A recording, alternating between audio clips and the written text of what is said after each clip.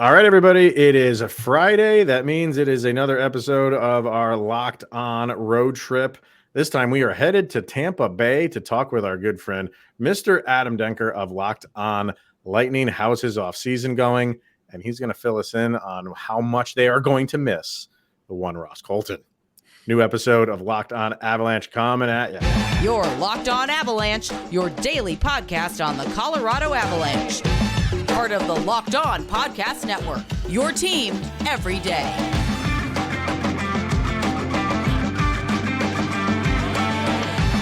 All right, everybody, welcome to the Locked On Avalanche podcast. We're part of the Locked On Podcast Network, your team every day. I'm your host, Chris Maselli. With me, as always, is Mr. Shaggy Von Doom, Kyle Sullivan. And joining us from the Locked On Lightning podcast, Mr. Adam Denker. Denky, do you want to let the dogs out? Because we haven't been able to do that since we turned over our Thursday slot over on Locked On NHL. Feel free. A ceremonious dog bark? Ceremonious hooty hoo. You could let that out. There you go. All right. So, yeah, it's Friday. It's our crossovers that we're going to be doing throughout the summer. We figured we'd get Denker in here now because for a multitude of reasons. See where the Lightning are headed. Are you happy with where they're headed? How's their offseason going? And what's the expectations for next year? But before we do all that, we have to thank you for making this your first listen of the day. That's always appreciated. Follow our show on our social media outlets, LOPN_Avalanche on Twitter, Locked On Avalanche Instagram, Locked On Avalanche at gmail.com, and of course, YouTube. And Denker, where can they follow you, sir? They can follow the show at L_Lightning on Twitter, Locked_Lightning on Instagram. You can follow me on Twitter at DankyDank, as well as on the new Threads. Yes. So, the Threads is solid. I'm liking the Threads. Yeah, it's pretty cool. It's nice. It's nice. Yeah. It's got some work to do, but it'll get there sooner or later. So, all right. Where we're going to start, obviously, is we're both of these teams got together a couple weeks ago and made a nice little deal. The Ross Colton deal that sent him from Tampa Bay to Colorado. This was basically, they didn't think they were going to sign him, clearly. Right? Like why? Like is it just the Lightning are in such cap hell that there was just no possible way for them to get him under contract, and they were at the crossroads of like, we have to get something? Well, it was kind of weird, Chris, how after the playoffs ended for the Lightning, the state of mind in Tampa was, all right, if Killorn walks, at least we could sort of make out some sort of deal with Colton. And then as we got closer to the draft, I think it started to hit that we're probably not going to re-sign Killorn, and we're definitely not going to be able to trade his rights away in time for the draft. So looking at Colton, he's probably going to want a little bit more, even though he is under team control. This is a guy who is only 2 years away from being a Stanley Cup hero, so he's probably going to definitely factor that into his negotiation. And right now, the Lightning can't even afford to keep the lights on in Amalie. Let's be honest here. And so that, coupled with the fact that they have no draft stock, I think this was a smart decision by the Lightning.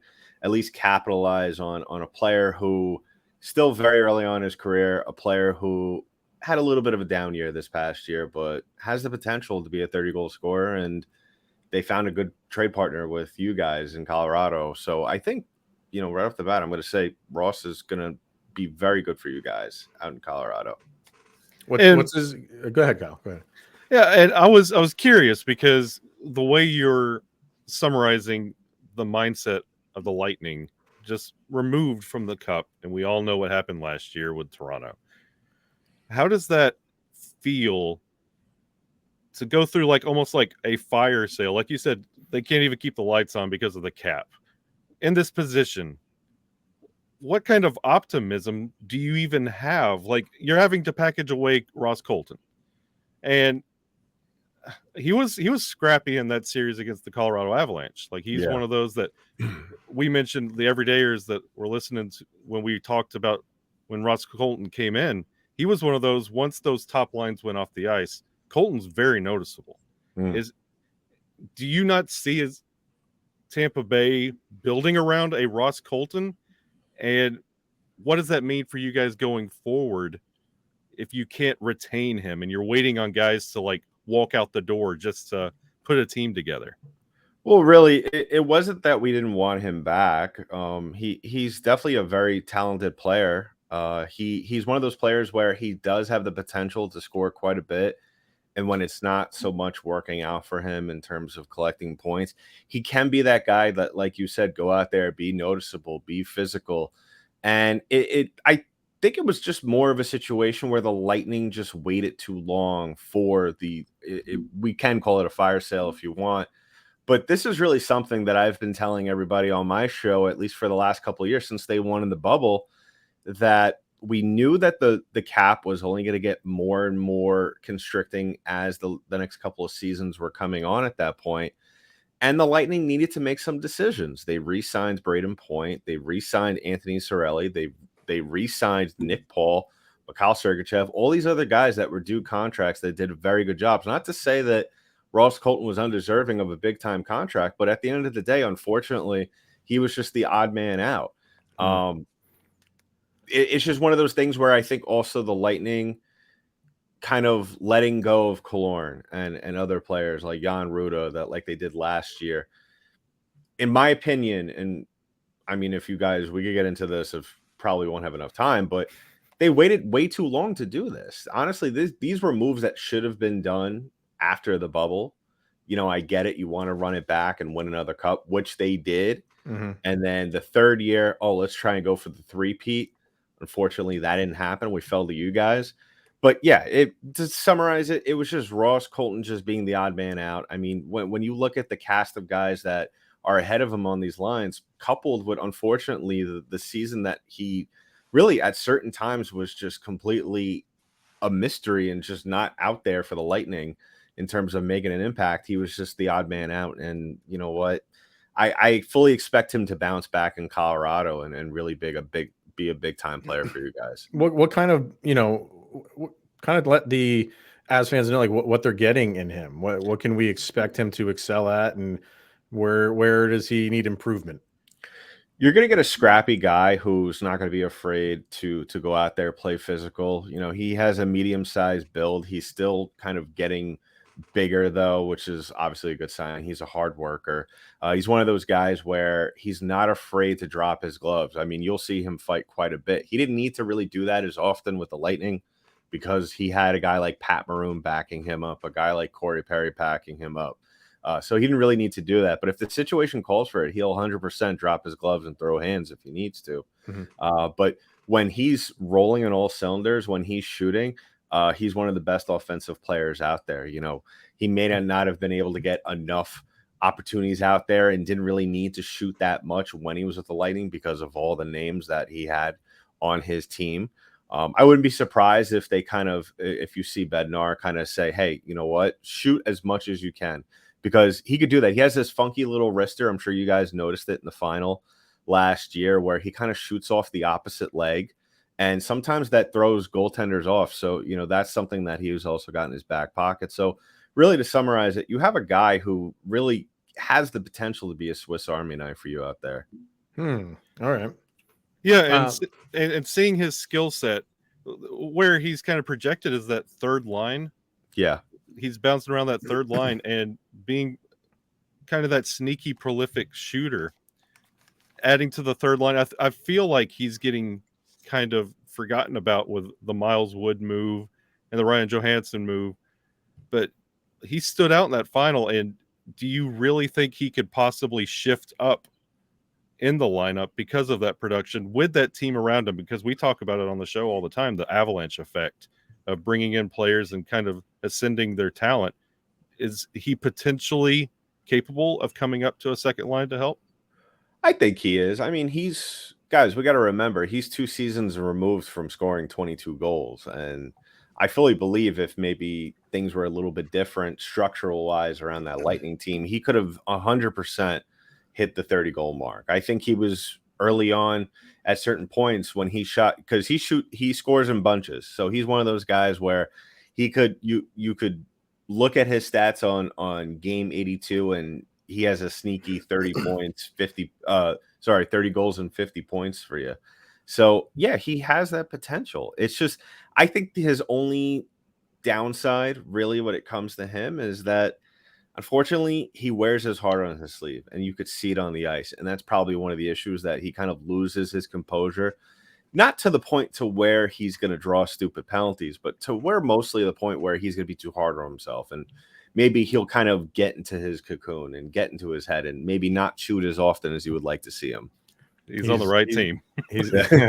He's Will Ferrell and old school. Keep your composure. The last thing we'll talk about him is they have not signed him yet to a contract. They have a arbitration date, a time frame set in the next couple of weeks. Could likely get done before that even gets to arbitration. But when he was still on Tampa Bay, and they were still, I'm assuming, that period of time where they were trying to get something done for him, I'm assuming there was a period of time where that was happening. What was getting thrown around in terms of value for him? Not so much for term, but just more a dollar amount. What was there anything getting thrown around? Like, if we're going to sign him, it's going to be in this range. I think there was some stories going around. I mean, you didn't really hear much about dollar amount, Chris. I mean, it was more so the general feeling around the club was that he just wanted to stay. And if that meant taking a little pay cut, I think the number that was being talked about in terms of term was about 3 years. So it was more so he just wanted to stay, and that's also a good measuring stick too, because you don't know what this team's going to be like in 3 years. Stamkos is up next year, Kucherov the year after. Obviously, at least one of those guys is going to stay in Tampa. I'm sure we could all guess which one more likely, but I think that he just wanted to stay here, and also because the organization viewed him as a future leader. I even had multiple conversations on my podcast, and I actually had the pleasure of talking to him right after they won on the repeat, and he loved being in Tampa. This is a guy from Jersey who played college hockey in Vermont, so it's a whole different environment than really what you're used to, and he really fell snug into that system, and the guys loved him. Everybody loved him. And I think that they kind of looked down towards the road, past the time of the Stamkos and Hedman, and kind of looked at him as kind of like one of those cornerstone guys with Point and Kucherov to start a new dynasty, if you wanted to call it that. Wow. Okay. So we'll see where it heads with the Avs. It's, like I said, not signed yet, but a lot of those get done before it even gets to arbitration, and the number thrown around in these circles is somewhere in the 3 to 4 million range AAV. So we'll see how that all goes down. We'll focus a little bit more on this offseason for Tampa Bay. It's been an interesting one for them. Is this, you always hear that window. Is the window closing for the Tampa Bay Lightning? We'll talk about that next. But first, we're going to talk about AG1. And we gave AG1 a try. I know Kyle and I did. I don't know if you did, Denker. I'm assuming that you did too. I am older than both of you guys, and I am ashamed to admit that. But I had to give AG1 a try, and I use it in the morning. Every morning, it's part of my daily routine. Actually, I make that shaker and I bring it with me in the car on my way to work.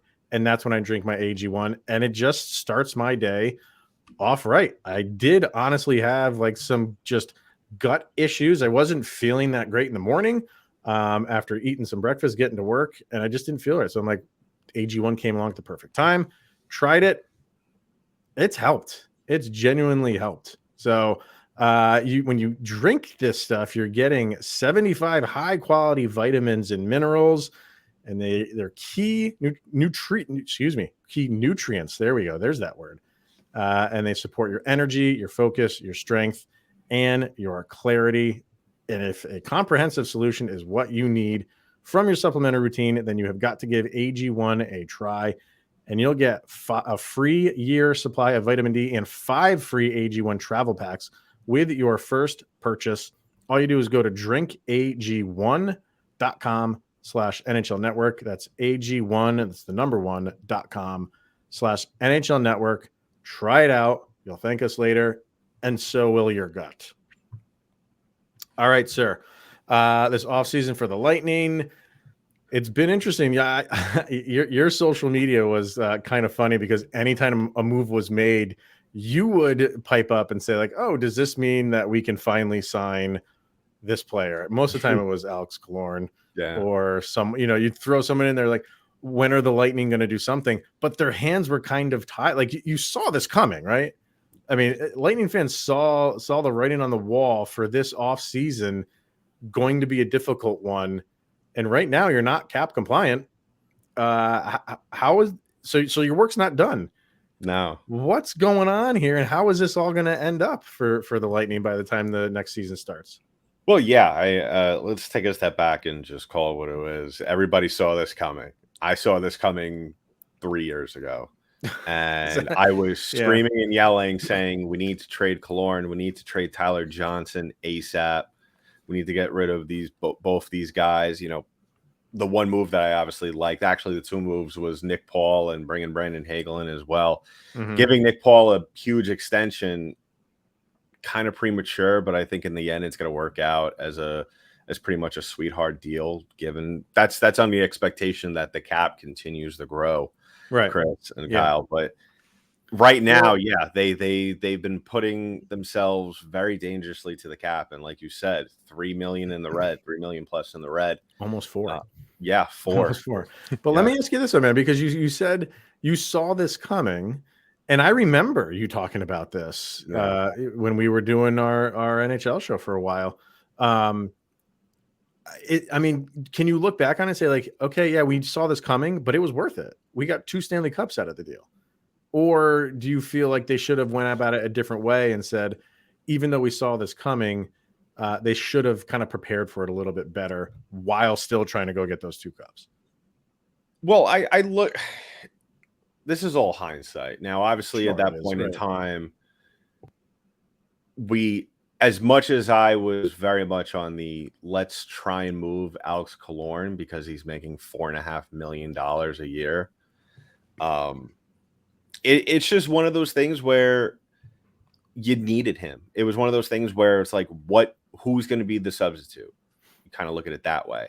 Mm-hmm. And it's a little bit more difficult now to kind of navigate yourself out of this. And a lot of it, not a lot of it, but I think a big percentage of it really has to do, and I kind of had this epiphany today while I was recording my show, was the Tanner Jeannot trade. I mean, we gave up way too much for him. I mean, I said it on my show today, this guy's going to have to score 40 goals and tally 100 points for that trade to look like it was a steal. Right. And I think that what Julian Reese-Wass did wrong with that, obviously giving up pretty much everything we had left in the barrel to shoot, was some sort of leverage to get a deal done. Because if you look at right now, you know, like we said before, Alex Killorn leaving to go to Anaheim for nothing, and Lightning are just standing here twiddling their thumbs.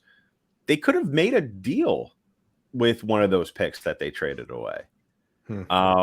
Even going back, if we're not talking trades, you look at last year, more recently, Nick Paul, yes, you bring him in. He's phenomenal, lights the world on fire.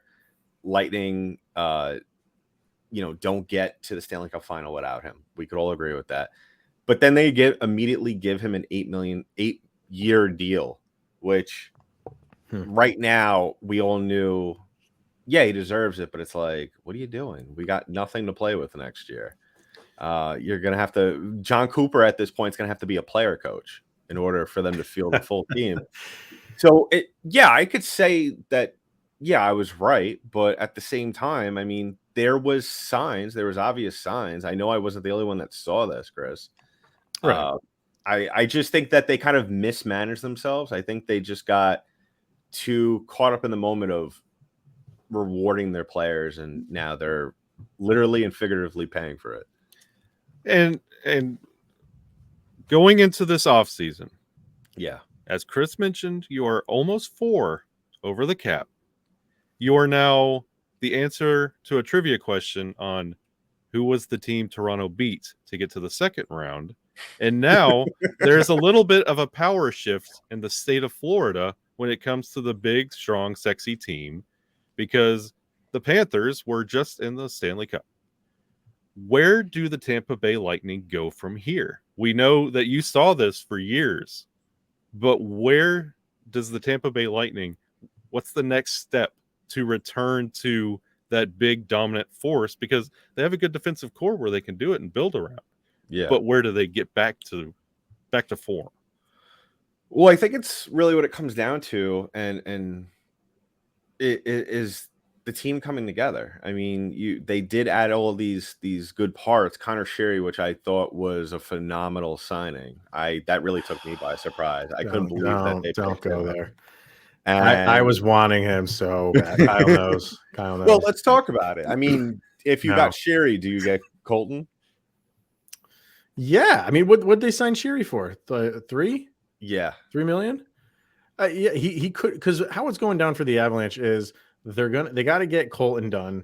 They have to get Ben Myers done, and they still need maybe like one more forward, right? And they will probably have 2 to 3, maybe a little bit more than 3 to do that with. You could have dealt with them. You know what I mean? 3, if you gave him 3, you would be pushing it, kind of going up against the cap, not knowing what you have to pay Colton. It was doable in my eyes. It was definitely doable. And I don't think they wanted to go down there not having Colton signed yet. Like they'll make a move after Colton's done, after Myers is done, and then all they have to do is sign that last guy. They know exactly what they have in money. And I don't think they wanted to do the opposite.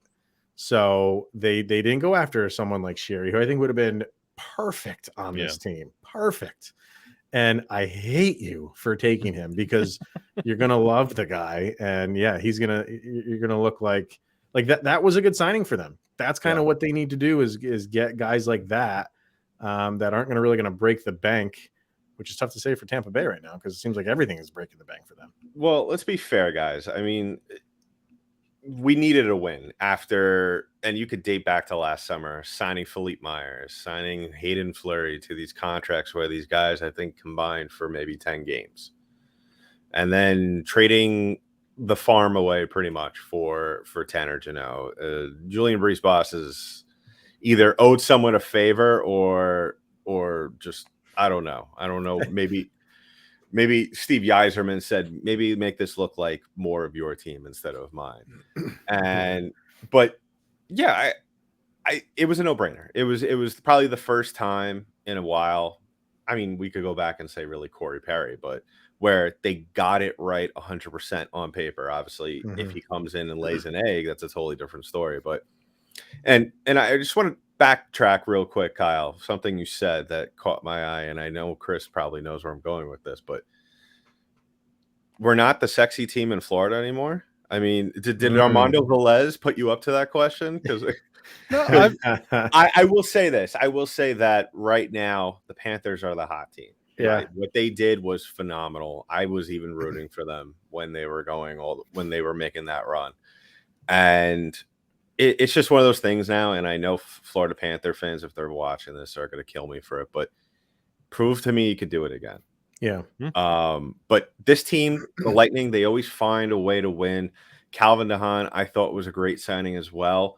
Even though I think that he is going to be one of the anchors on that back line, I still think that there's work to be done. The Lightning are going to need to find another defenseman to split time with Zach Bogosian, because he is not an 82-game defenseman. He will be lucky if we get close to 70 games out of him this year. Let me ask you this. Yeah. And we know Vasilevsky is all world, right? He is consistently, one of the top 2 goalies in the league year in and year out. Like he is the type of goalie that you want in a crunch situation, that like that position is solid, rock solid, right? However, the contract for him, it's $9.5 million, right, that he's making, I believe. Yeah. Which, fine, if a guy is deserving of it, it's that, but it's him. But you've seen this a lot lately in the NHL of when you give goalies top dollar, that really it a lot of times doesn't play out. It has for Tampa Bay because they got a couple cups with him, but now we're past that, right? And is that contract going to be a problem for them, or is it already? Because you look at the top goalies in the league and what they make, and I think more top 10 goalies missed the playoffs than made the playoffs last year. So I don't know, I'm kind of falling into line with how the Avalanche are handling their goalie situation right now. It's kind of like flying by the seat of their pants. We'll bring a guy in and kind of just put a great defense in front of him, put a great team in front of him, and he just has to perform admirably. And they definitely got that last year with Georgiev. So, and now, that's looking like a solid contract. And I can't picture the Avalanche paying a goalie $10 million, $9 million, $8 million. I don't know when they would ever do that, because I don't think we're going down this road anymore of making goalies a priority in terms of throwing that much money at them. And when you do that, it just seems like the writing's on the wall for it doesn't automatically, it translates into good play, but the rest of your team, you put a lot of money into that one position where you got to spread it around in the other positions. So is it kind of are we getting to the point with Tampa Bay where it's starting to maybe bite them in the butt? How many years does he have left on that deal? He has a few more years. He'll be 33 when the contract's over. So 5 more years on it. So in are my we opinion, at the tipping point of it where it's not like the Bobrovsky contract? Yeah. Everybody looks, they made out last year. Congratulations. Yeah. But come on, year in and year out, everyone's looking at that contract and be like, that's a terrible contract. Well, you got to remember, Chris, when this was signed, we weren't really in the transition of going from that single goalie system to the two-headed monsters that most teams have now.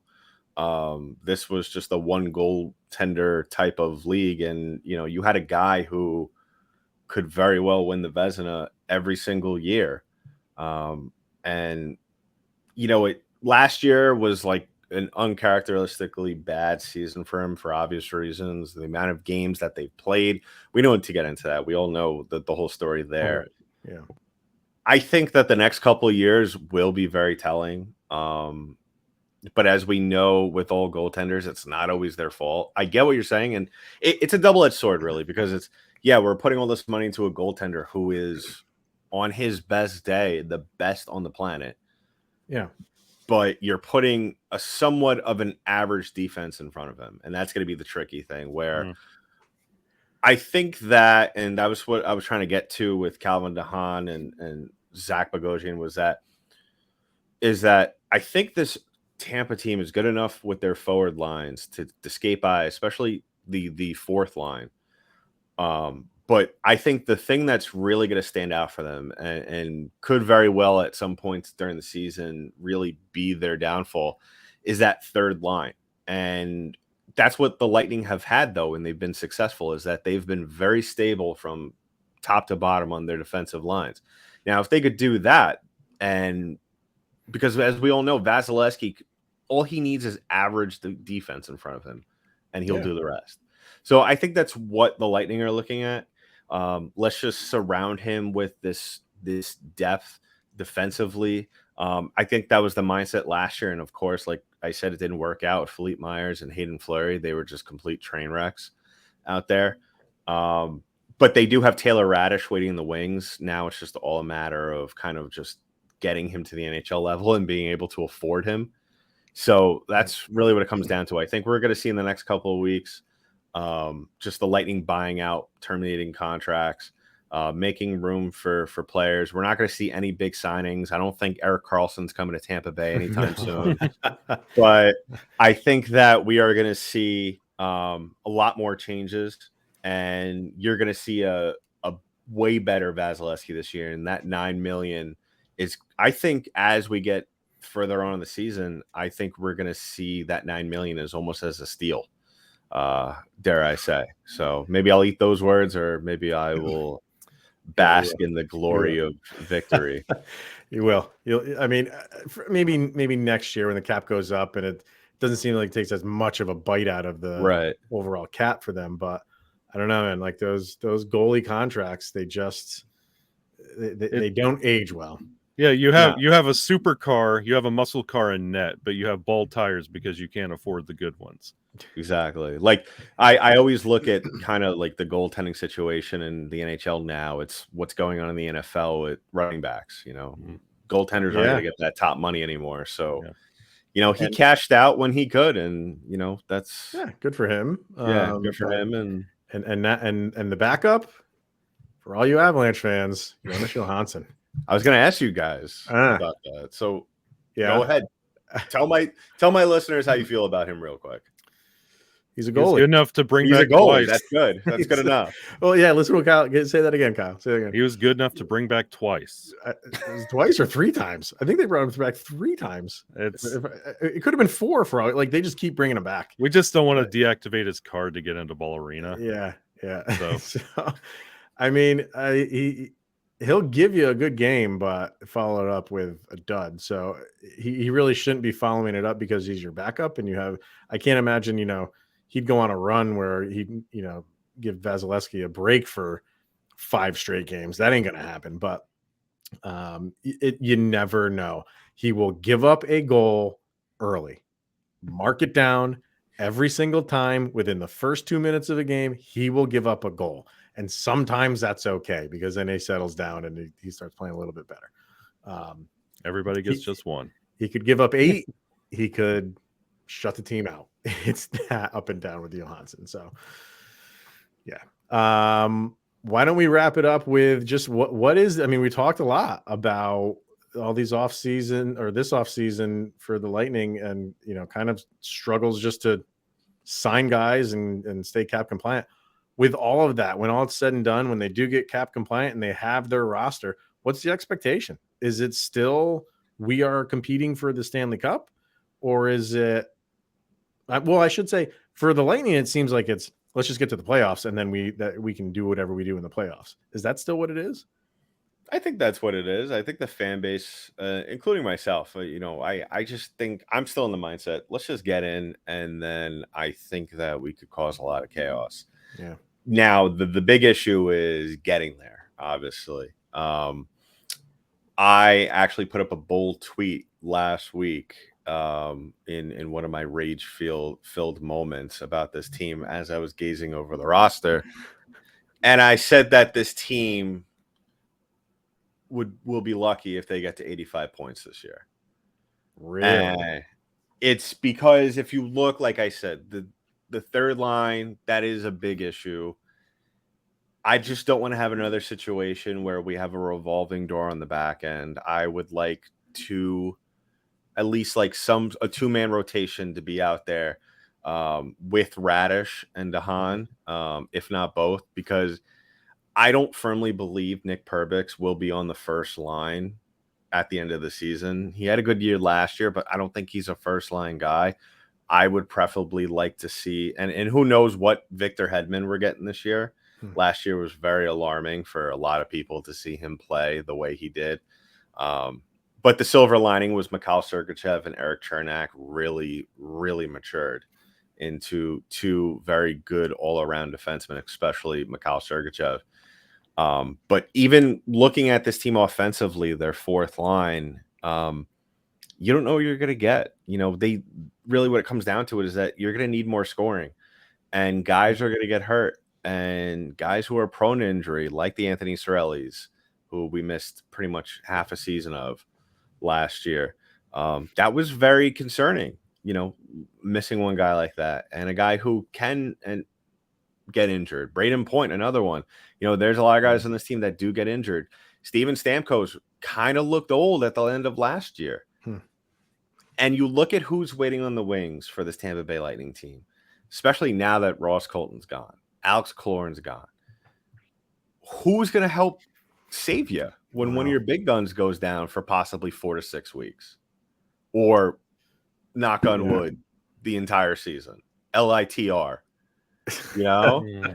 So It's stash them yeah. away for the I mean, and you look at the rest of the Atlantic Division, everybody got better. The Red Wings are scary now. yeah. And Sabres, all they need is consistent goaltending. Chris, you and I talked about this every week on the rankings. All they needed was goaltending. Yeah. The Boston Bruins, they don't have Taylor Hall anymore, but that doesn't mean they're still not as scary. And then, of course, like we previously mentioned, the Panthers.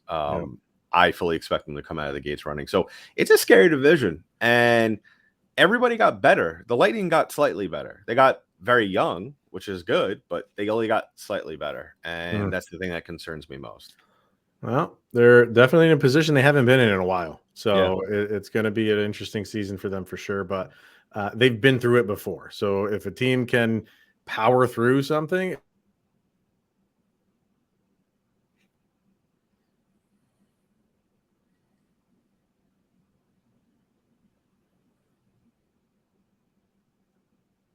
But there we go. There you are. There we go. All right.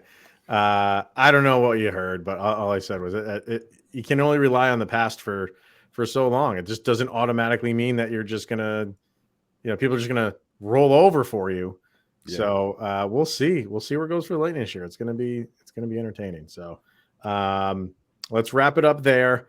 That's where we will end this wonderful crossover that we always have with Mr. Adam Denker from Locked On Lightning. I'm going to end you with this, Denky, because I don't know if you've seen this, but before I do this, I just got to say to everybody, thank you for making this your first listen of the day. That's always appreciated. And he is Mr. Shaggy Von Doom, and he is Mr. Adam Denker. I am Chris Maselli. And Denky, I don't know if you've seen this. This is what the ring looks like that was given to the Avalanche for the you're not looking, Adam. You need to look. I'm looking straight at the camera. Look, right there.